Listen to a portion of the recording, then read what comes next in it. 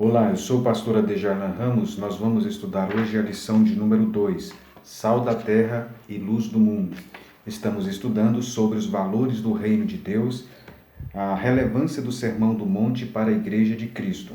Na lição de número 2, dando prosseguimento ao nosso estudo sobre o Sermão do Monte, veremos então Sal da Terra, Luz do Mundo, baseado em Mateus 5, versículos 13 a 16.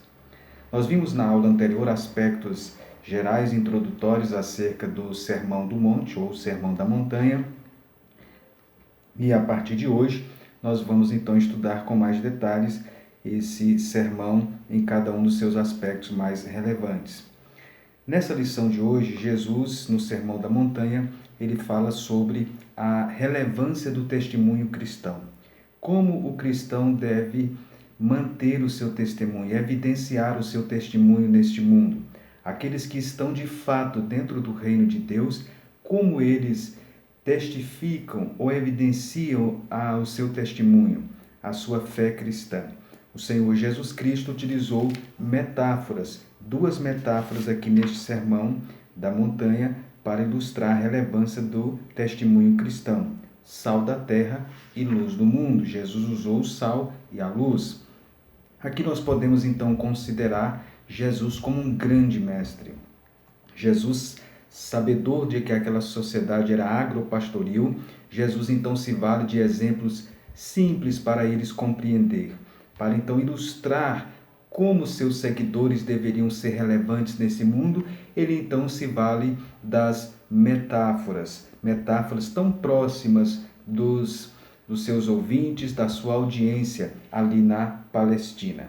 É assim então que Jesus apresenta o cristão como sal da terra e como luz do mundo. Primeiramente, nós vamos abordar sobre o cristão como sal.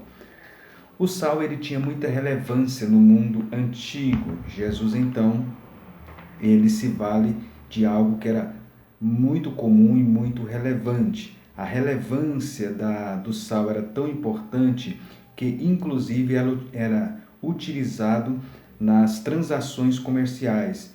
Ele tinha uma função monetária e era utilizado nas transações comerciais. Inclusive a palavra salário, ela vem do termo latim salário, que significa dinheiro de sal.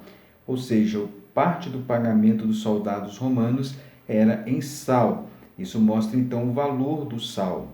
E então daí que nós temos a palavra salário em nossa língua portuguesa. Jesus então contextualiza a sua mensagem, se vale de um exemplo comum aos discípulos para que eles compreendessem então a importância da vida de retidão no meio de uma sociedade corrompida. Então, o sal nos tempos antigos.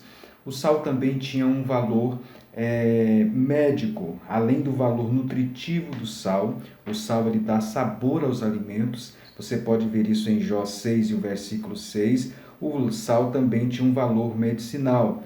Enquanto o consumo excessivo de sal ele é prejudicial ao organismo, mas a abstenção absoluta de sal e também continuada de sal, ela produz também danos à saúde. É por isso então que o sal tem o seu valor médico também.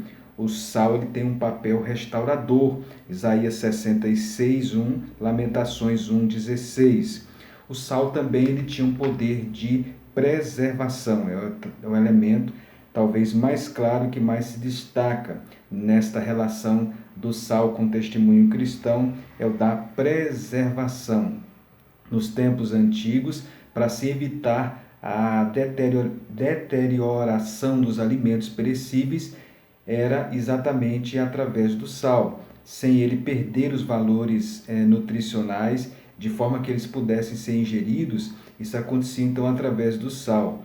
Então o poder da preservação do sal, a gente vê isso então como um aspecto então relevante, né, em relação ao sal. Se nós considerarmos ainda, explorando esta questão do sal, o sal no contexto então bíblico, nós temos alguns sacrifícios típicos do Antigo Testamento em que era utilizado o sal. Levítico 2, o versículo 13. Em toda a sua oferta oferecerás sal. Então, os sacrifícios do Antigo Testamento eram aplicados o sal. Havia ênfase, inclusive, na menção de sal na oferta de manjares. Isso está em Levítico 2, 13. Era uma oferta que falava de comunhão e de amizade. Então, o sal, ele tinha um valor muito grande, muito relevante dentro do contexto, então, do mundo antigo. Bem, se o sal ele estava relacionado, então, à vida comercial, à saúde, à nutrição, se estava relacionado, então, à preservação, à metáfora, então, a relação que nós podemos estabelecer com essa metáfora é exatamente que o cristão ele deve manter o seu testemunho cristão. Assim como o sal preservava os alimentos, o cristão, através da sua prática, a igreja, deve contribuir para a preservação, então, deste mundo. Este mundo está sob os efeitos e a condenação do pecado. Nós estamos vivendo em um mundo caído. É um mundo em que os seres humanos estão em estado de depravação total. O salvo em Cristo Jesus, ele foi justificado pela fé em Cristo, ele recebeu o novo nascimento, ele nasceu de novo e a graça de Deus flui e opera na vida do cristão. E isso então faz com que o cristão tenha obras, boas obras, mas não é de si mesmo, é através então do Espírito Santo habitando no cristão. Então, o cristão nascido de novo, regenerado, justificado e tendo então a graça de Deus e o Espírito Santo atuando na vida dele, ele então se torna um sal aqui neste mundo. Ele preserva esta sociedade. Essa sociedade está cada vez mais degenerada. Você lembra da sociedade antediluviana? A sociedade antediluviana se corrompeu em todas as suas instâncias.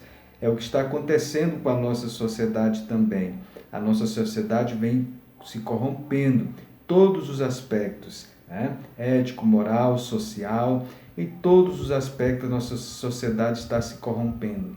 O elemento preservador da sociedade é o cristão. Ele é, portanto, sal da terra. O segundo elemento e a metáfora que Jesus utilizou foi exatamente a da luz. Jesus disse, vós sois a luz do mundo. E isso deve ter causado um impacto muito grande nos discípulos. Nós vemos então a luminosidade da luz. A escuridão não consegue jamais prevalecer ante a luz. Quando a luz chega, as trevas elas vão embora. A ausência de luz permite que a escuridão prevaleça em termos absolutos. Por isso Jesus então diz, vocês são a luz do mundo. Imagine, naquele contexto em que não se tinha luz elétrica, a importância de se ter um candeeiro numa casa. A luminosidade da casa dependia daquela luz, daquele candeeiro. Então a luz ela traz luminosidade. A luz também traz visibilidade. É somente através da luz que nós podemos ver as coisas.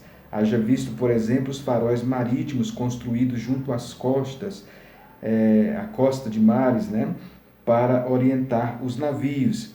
Quando eles então contemplam, eles são capazes, mesmo à distância, de ajustar o posicionamento na região costeira. Eles então se pautam, tendo como elemento referencial a luz. Jesus, inclusive, diz que não se pode esconder uma cidade construída sobre um monte e não se também acende uma candeia para colocar debaixo do alqueire. Uma candeia, ela não se coloca debaixo de uma vasilha, mas ela coloca no velador. O velador era uma haste que se colocava, se pendurava à luz para trazer luminosidade à casa. Se a luz não estivesse no velador, ela não cumpria a sua função. Então a luz ela tinha que ter visibilidade. A luz proporciona visibilidade numa casa, em um determinado ambiente. O cristão, como luz, ele traz luminosidade e ele proporciona também visibilidade. Todos precisamos da luz. A luz é um elemento fundamental, Nós precisamos, por exemplo, da luz do sol. A Terra depende da energia solar para a sobrevivência. Assim somos nós também, né? Assim somos nós, precisamos também da luz. Uma pessoa não pode ficar sem exposição à luz, sem exposição ao sol. É importante, inclusive, é elemento também, fonte de vitamina D, né? Então, isso mostra o valor que a luz ela tem em nossas vidas. O cristão, então, ele é exatamente a luz do mundo. O cristão, ele é a luz do mundo. Bem, o cristão, então, como luz, a luz, então, a luz precisa ser alimentada, a luz, ela não se mistura. Você vê que a luz também, ela é progressiva, né? A gente vê que a luz, ela foi sempre aumentando, ela foi sempre progredindo. Isso mostra, então, o valor que a luz, ela tem. Então, quando Jesus utilizou a metáfora do cristão como sal da terra e como luz do mundo, isso mostra então que o cristão deve ser relevante aqui neste mundo. Então, isso fala do testemunho cristão. Onde é que o cristão deve ter relevância? O cristão deve influenciar. Como sal da terra e como luz do mundo, o cristão então deve ser relevante, deve influenciar. Onde é que o cristão deve ser relevante, deve influenciar, deve manter o seu testemunho cristão? Primeiramente, no ambiente do seu lar. O cristão deve ser sal e luz no seu lar, no ambiente onde ele vive. Aqui envolve suas práticas, suas ações, suas atitudes, seu vocabulário, suas práticas devocionais, a sua coerência com as Escrituras. Isso é ser sal e luz no ambiente doméstico, seu relacionamento com os demais membros da família. Mas o cristão deve ser sal e luz também na sua comunidade, no local onde ele vive. O cristão, então, deve manter o seu testemunho. Lembra o que aquela mulher disse no Antigo Testamento? Tenho observado que este homem que passa por aqui é um santo homem de Deus. Então, o cristão manter o seu testemunho na sociedade, na comunidade onde ele está vivendo. Aqui entra também a gente ampliando a sociedade de uma forma mais ampla. O cristão ser sal e luz no seu trabalho, a sua atividade profissional também. O cristão deve ser um melhor profissional do que os demais, porque ele deve fazer tudo como se estivesse fazendo ao Senhor. O cristão, então, na sua atividade profissional, ele mantém, além do seu profissionalismo, o seu testemunho cristão. Muitas pessoas podem vir conhecer a Cristo no exercício da profissão de um cristão. Ele se relacionando no seu ambiente, no local onde ele exerce a sua profissão, ele pode então levar muitas pessoas a conhecerem a Cristo através do seu testemunho cristão. Também no seu ambiente de estudos, seja secundários ou seja universitário, o cristão deve ser sal e luz também no seu ambiente de estudo, ser sal e luz também na universidade. Enfim, em todos os lugares, aqueles que exercem função pública, sejam vereadores, enfim, que ocupam funções públicas, também devem ser sal e luz. Então, é muito vasto o ambiente em que o cristão deve manter o seu testemunho cristão. O cristão deve exercer influência. O cristão deve exercer influência, aqui entra num contexto mais amplo, nas artes, na política, na ciência. Existem muitas pessoas que acham que a fé cristã deve ficar relegada, a um plano inferior, dentro de quatro paredes, que não se pode levar para a esfera pública a nossa fé. E na realidade, o cristão, ele deve exercer a sua influência em todas as instâncias e esferas da sociedade.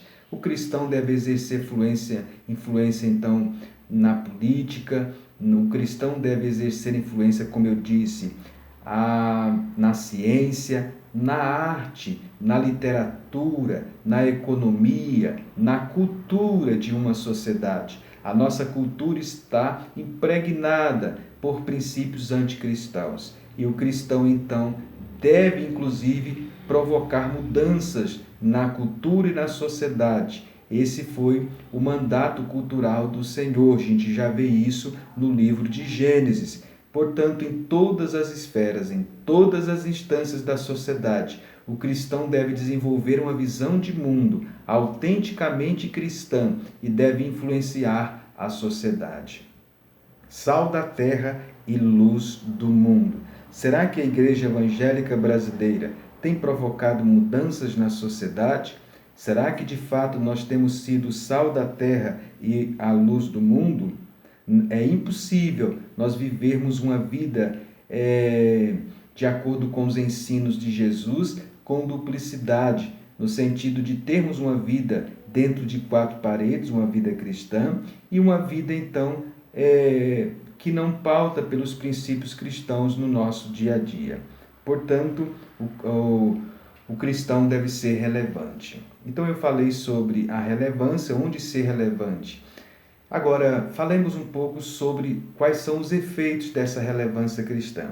Se o cristão for relevante, ele vai manter o seu testemunho cristão, vai levar as pessoas a glorificar a Deus e vai levar as pessoas a ver Jesus nele. Ele vai atrair as pessoas a Cristo. Ele vai atrair as pessoas a Cristo através da sua prática e através da sua conduta cristã. Nós podemos, então, mudar a sociedade. Então, imagine isto que Jesus falou para os seus discípulos no Sermão da Montanha. Vocês são o sal da terra e vocês são luz do mundo. Naquela sociedade agropastoril, eles entenderam, eles compreenderam muito bem o que Jesus queria de fato dizer com aquelas metáforas. Então aqui, caro professor, que você possa refletir com a turma, com a sua classe. Será que os cristãos na atualidade, eles estão mantendo o testemunho cristão? Como está o testemunho cristão nas redes sociais? Será que o seu perfil nas redes sociais, se alguém o vê, ele vai ver práticas e atitudes cristãs? Será que o nosso perfil nas redes sociais, as pessoas conseguem ver que de fato nós somos cristãos? Será que no ambiente de trabalho, será que na sociedade, na universidade, as pessoas conseguem ver que de fato nós somos cristãos? Esse é um ponto que você deve considerar, né? Cristãos relevantes no mundo. Foi o ensino, então, de Jesus nessa lição, então, de hoje, né? Então, caro professor, a lição de número 2, a lição desta semana, tratou exatamente sobre esta questão, né?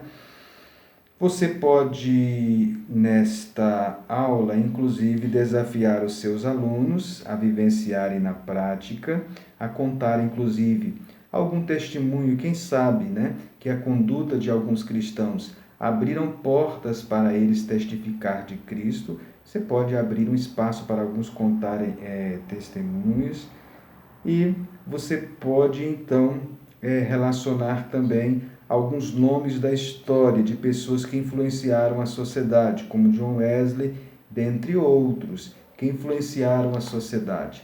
Por exemplo, William, ele foi uma pessoa que influenciou, por exemplo, a abolição dos escravos ingleses. Então, você pode pesquisar e levar para a classe pessoas que influenciaram a sociedade através do seu testemunho cristão e ouvir também os relatos dos próprios alunos. Então essa é a lição de número 2, sal da terra e luz do mundo. Que Deus, portanto, o abençoe, caro professor, regue o seu preparo também com oração, né? Que você possa orar. Não é suficiente você levar apenas conhecimentos, para informações para a sua sala de aula, né? Formações culturais, enfim, isso é importante, mas precisa mais do que isso. Você precisa considerar que você é um ensinador cristão. Então, o elemento cristão, ele é importantíssimo também no ensino cristão. Que Deus, portanto, o abençoe. Se inscreva aqui neste canal se você não se inscreveu, compartilhe com os seus grupos e nos ajude a alcançar mais pessoas.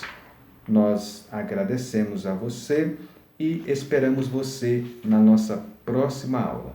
Até lá, na paz do Senhor, e aguardamos você. Se Deus quiser, estaremos de volta na semana que vem para comentarmos mais uma lição de escola dominical. Até lá, se Deus quiser. A paz do Senhor.